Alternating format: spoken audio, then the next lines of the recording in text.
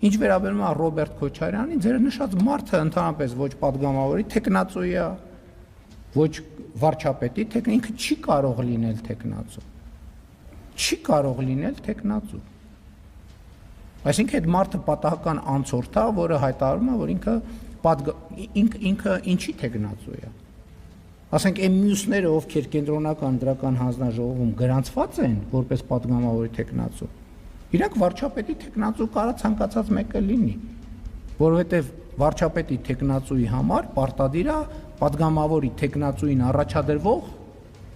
վավերապայմանները։ Եթե որևէ մեկը չի կարող լինել պատգամավորի տեխնացու, ինքը չի կարող լինել նաև վարչապետի տեխնացու։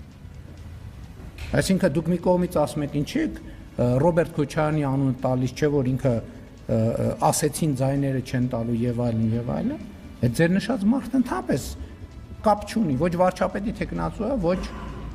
պատգամավորի, չի կարող լինել, սահմանադրությունը արգելում է այդ մարդուն լինել վարչապետի տեխնացու եւ պատգամավորի տեխնացու։ Այսինքն fake news-ից պրծանք, հիմա էլ fake տեխնացուների ձեռն ենք ընկնելու։ Այդ մարդը fake տեխնացու է, fake տեխնացու։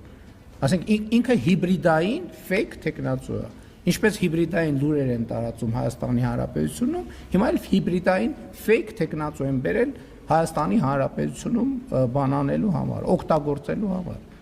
Չի կարող լինել։ Ուրեմն աշխարհը կեսից կիսվի, ձեր նշած անձը խորհրդանական ընտրություններից հետո առաջին նիստի օրվա դրությամբ պետքա նշանակված լինի վարչապետ։